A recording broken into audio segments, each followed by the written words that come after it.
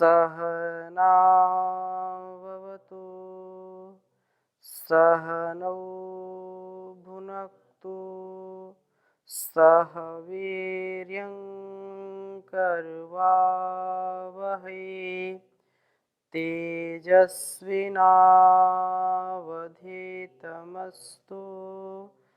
मा विद्विषावहै।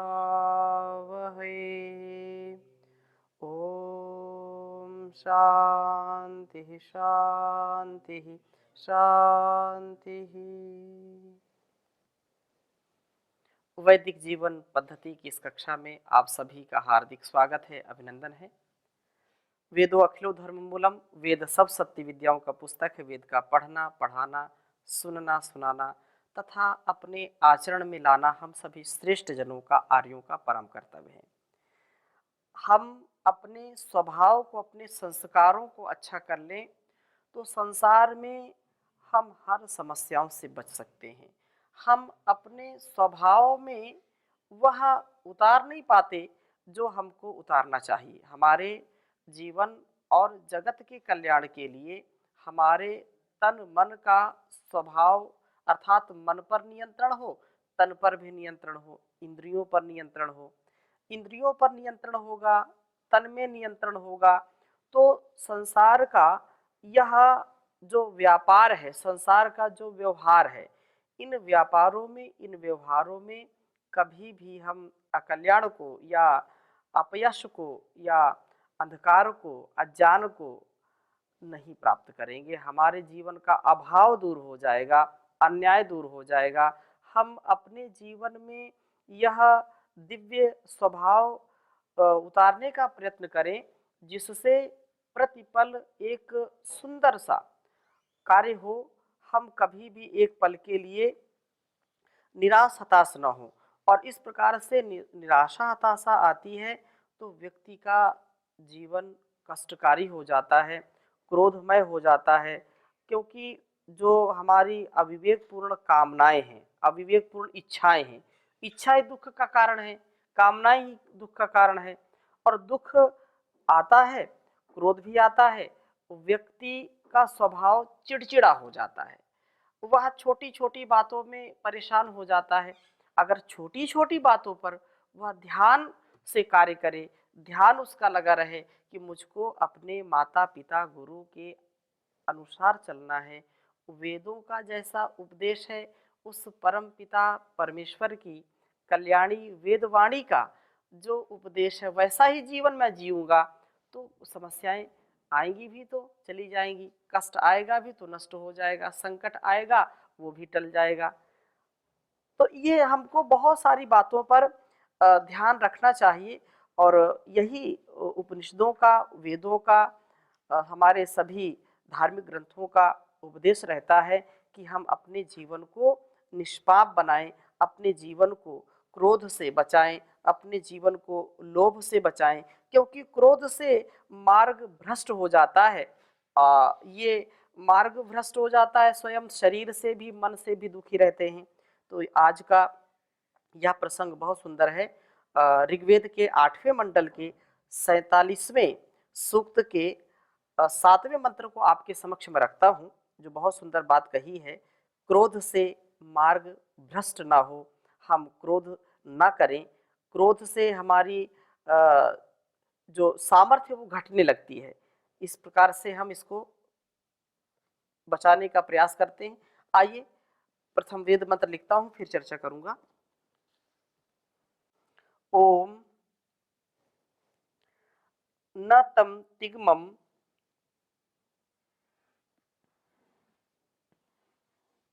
न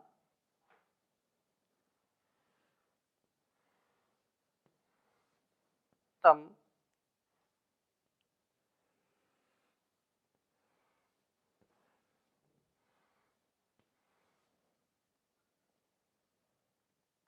तिग्मम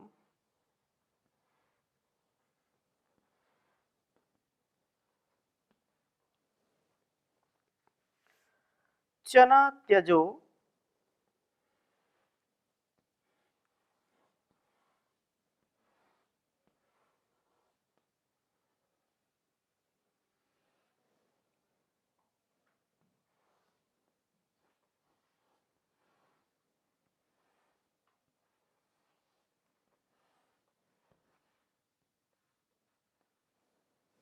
त्यजो न द्रासदभि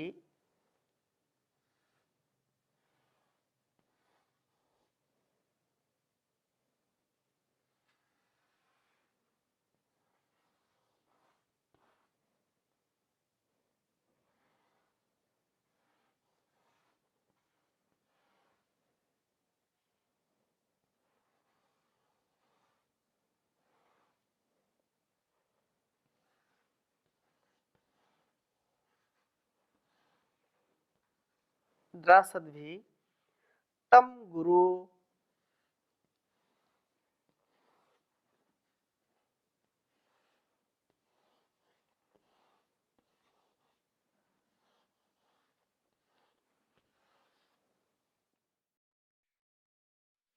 यस्मा उ शर्मा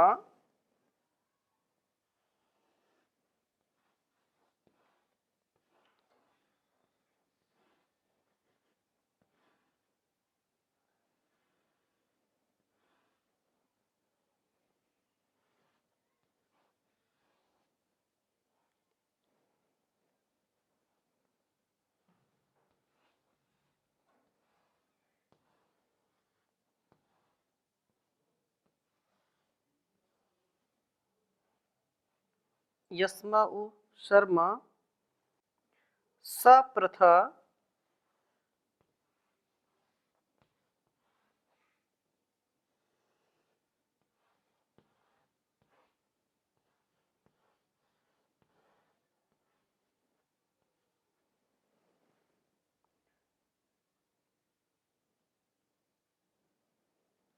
आदित्यासो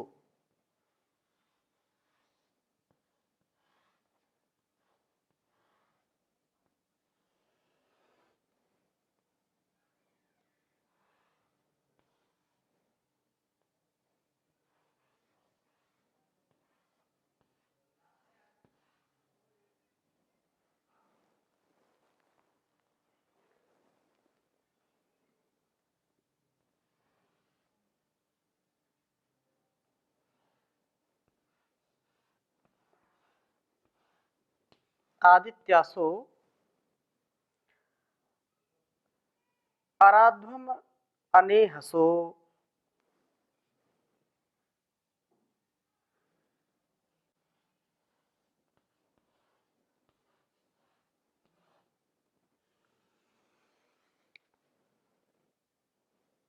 आराध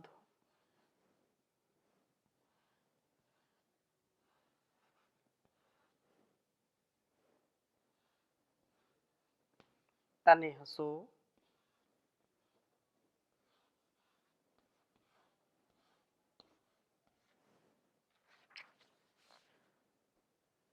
व ऊतयः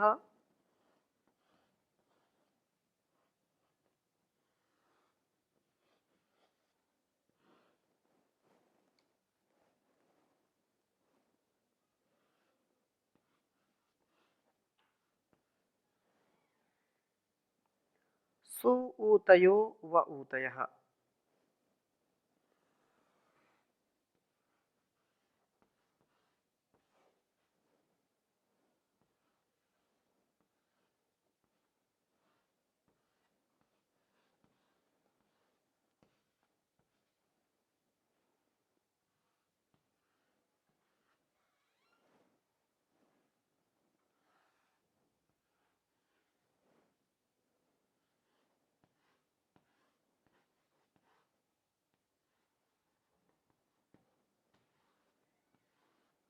ऋग्वेद के 8वें मंडल का 47वां सूक्त है यह, जिसका यह 7वां मंत्र है।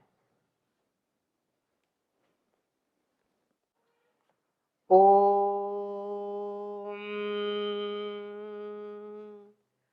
नातं तिग्मं च नात्यजो नाद्रासदभीतं गुरु यस्माउ शर्म सप्रथादित्यासो आराध्वमनेहसो व ऊतयः सूतयो व ऊतयः ॐ न तं तिग्मं च नात्यजो नाद्रासदभीतं गुरु यस्माऊ शर्म सप्रथा आदित्यासो आराध्वम अनेहसो वऊतयः सूतयो वऊतयः।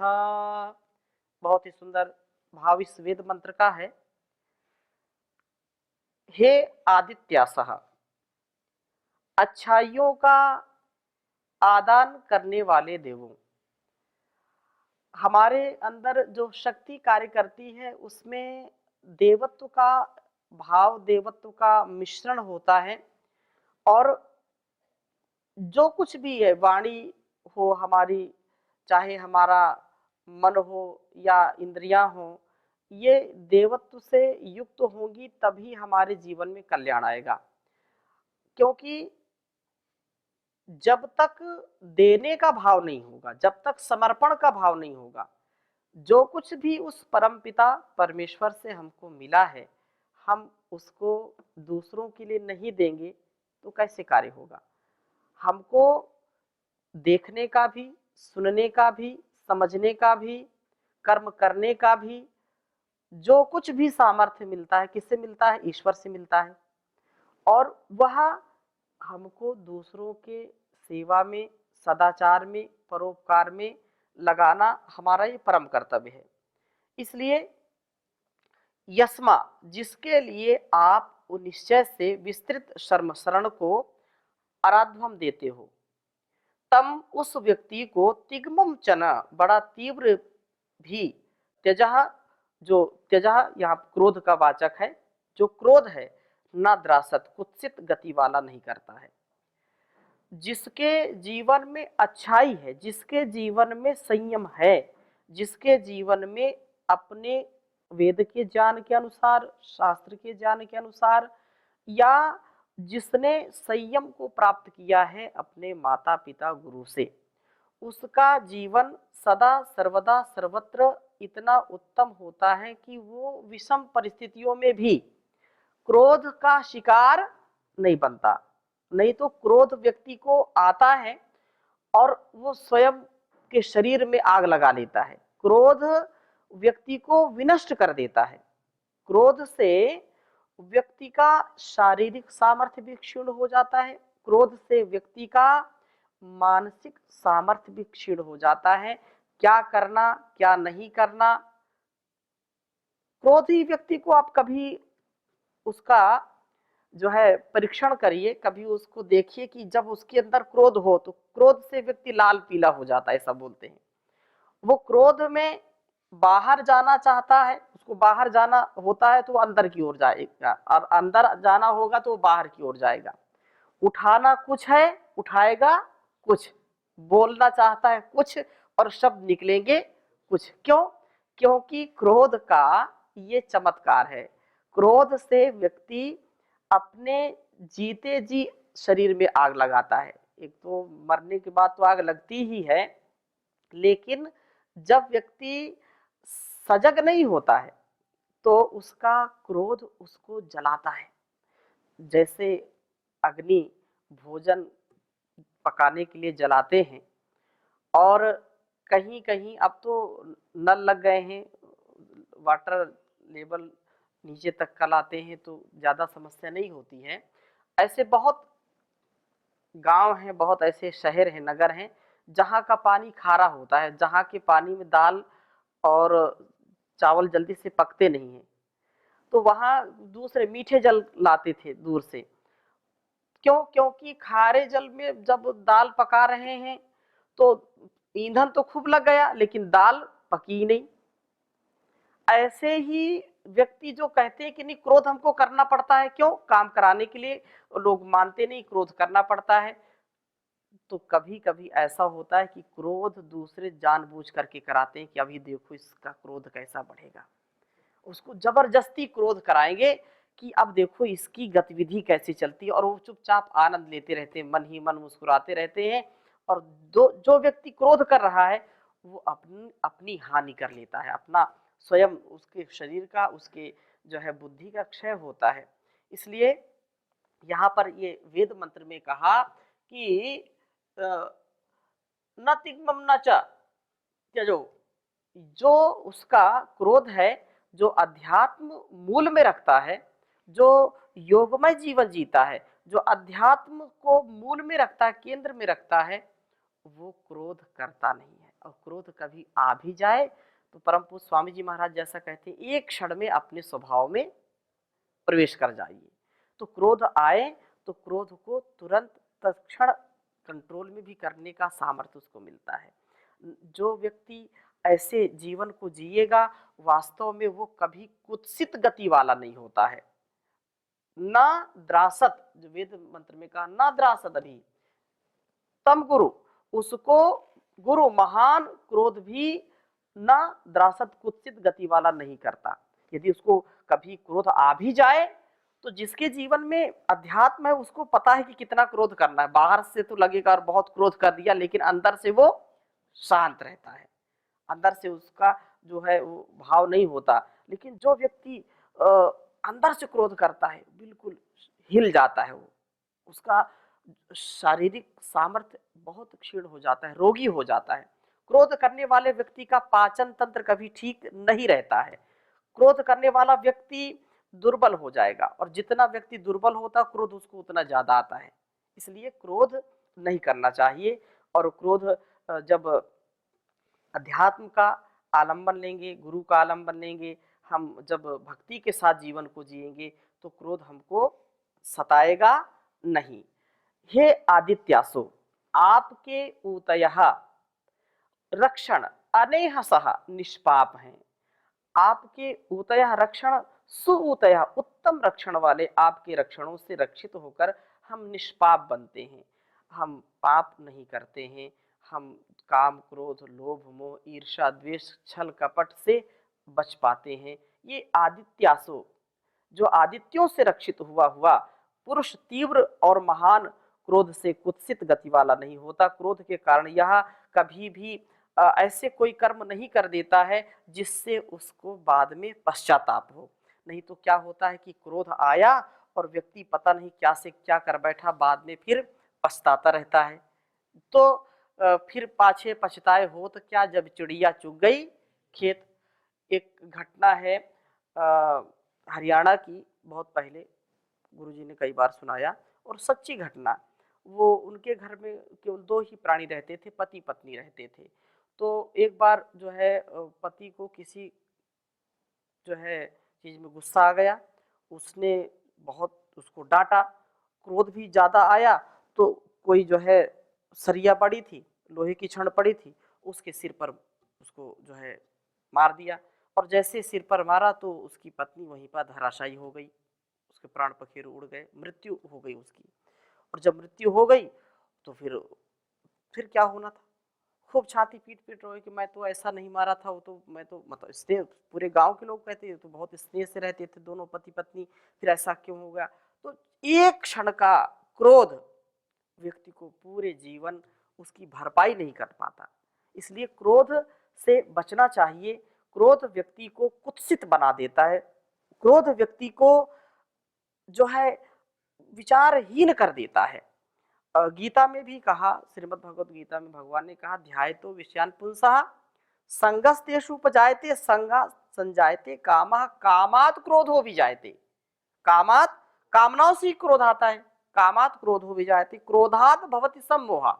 ये क्रोध आने पर व्यक्ति विभ्रम पाल लेता है, वो मोह वैचित्य, उसको पता ही नहीं चलता क्या करना क्या नहीं करना। क्रोधात् भवति सम्मोहा, मोहात स्मृति विभ्रमा है, सम्मोहा सम्मोहात स्मृति विभ्रमा, स्मृति भ्रंशात बुद्धिनाशो बुद्धिनाशात प्रणश्यति। इतना ये जो क्रम है ये क्रमिक घटता है।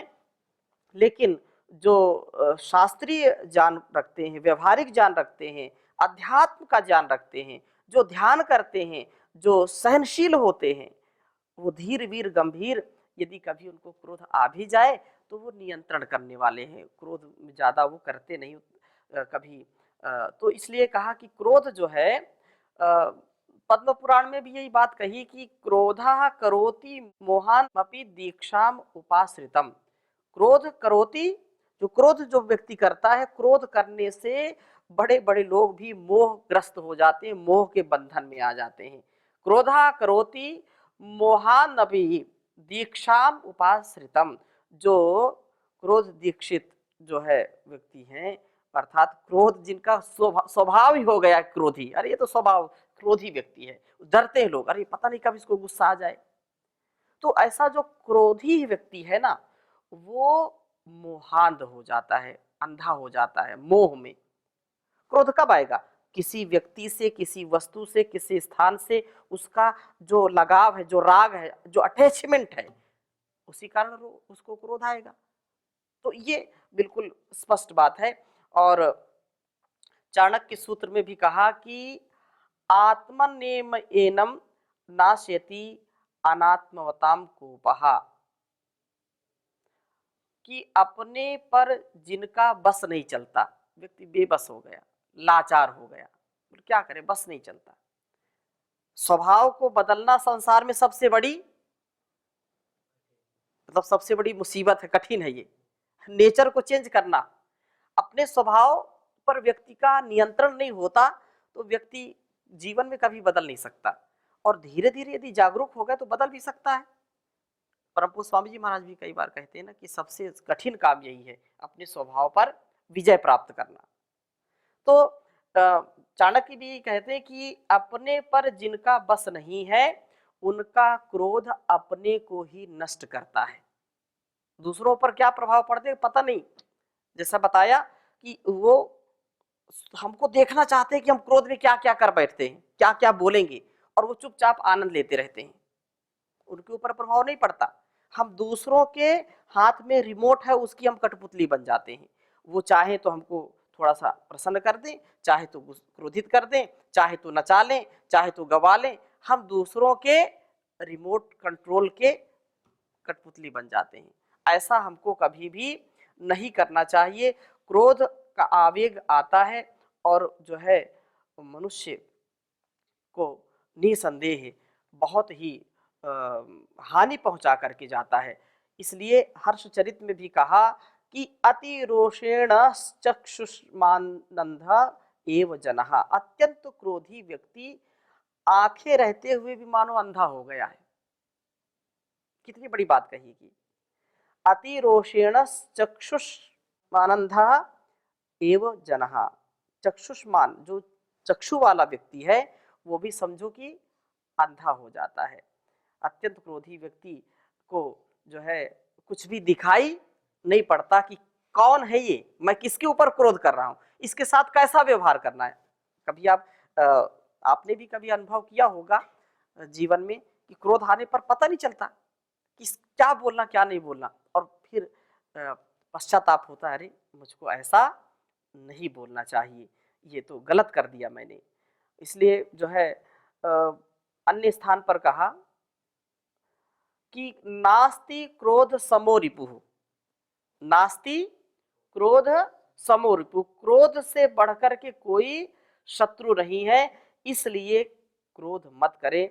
और एक स्थान पर हर्षचरित में, और हाँ ये उसमें पुराण में भी है ये, और हर्षचरित में कहा कि नहीं कोप कलुषिता विस्मृति मति कर्तव्यम अकर्तव्यम वा, कि क्रोध से कलुषित बुद्धि, क्रोध से सनी हुई बुद्धि कर्तव्य और अकर्तव्य का विचार नहीं कर पाती, विवेकवती नहीं होती। विवेक क्या है? विचिर पृथक भावे। विवेक क्या है? चीजों को अलग अलग देखना, क्या सही है क्या गलत है, क्या ग्राह्य है क्या त्याज्य है, क्या हेय है क्या उपादेय है। और वही जब नष्ट हो जाए क्रोध से तो उसको पता ही नहीं चलेगा, तो विवेक खत्म हो गया। तो हम क्रोध से बचें और ईश्वर की भक्ति के साथ जीवन को जिए, आनंद के साथ अपने स्वयं के संस्कार को, घर परिवार को, संसार को शुभ से भरने का प्रयत्न करें। इन्हीं शुभ संकल्पों के साथ आज की कक्षा को यहीं पर विराम देंगे। शेष चर्चा अगली कक्षा में करेंगे। ओम शांति शांति शांति।